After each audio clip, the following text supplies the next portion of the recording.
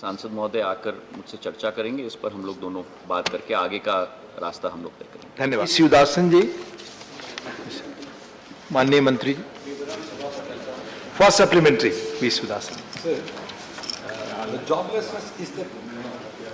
Joblessness is the greatest crisis in our times. Here we see a lot of examples. Sir, crores of youngsters are waiting for a job irrespective of their educational qualification. Millions of young men and women are preparing for a job in Indian military. They are the sons and daughters of workers and peasants in our nation. In this August House, the minister had given an answer to my question on the vacancies of armed forces. That shows the vacancy in army is above 1,25,000. Same kind of vacancies are in Navy and in Air Force.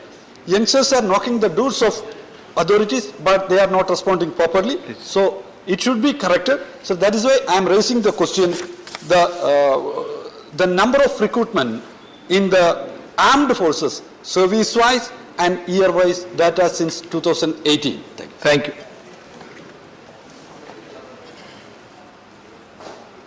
मान्यवर जी, मान्यवर, स्पष्ट है उत्तर में आपने 2018 से पूछा है। 2018-19 में 53,431 हमने भारतीय सेना में भर्ती किए और भारतीय नौसेना में 5,885 और भारतीय वायुसेना में 6,862 इतनी संख्या हमने भर्ती की। और इसके बाद 2019-20 में भी भारतीय सेना में हमने 80,572 और भारतीय नौसेना में 6,068 और वायुसेना में 7,222 भर्ती किए। लेकिन 2020-21 और 2021-22 में मान्यवर कोविड आने के कारण सारे प्रोसेस रुक गए हैं, सारे कार्यक्रम हमारे नहीं विश्व के रुके हुए हैं। और जैसे ही ये सब खुलेंगे और जैसे हमको गाइडलाइन मिलेगी, क्योंकि कोविड कम जरूर हुआ है, समाप्त नहीं हुआ है, इसलिए सब लोगों को चौकन्ना रहना है। इस वजह से जब भी ये खुलेगा उसको आगे उस पर विचार किया जाएगा। Second supplementary, Dr. V.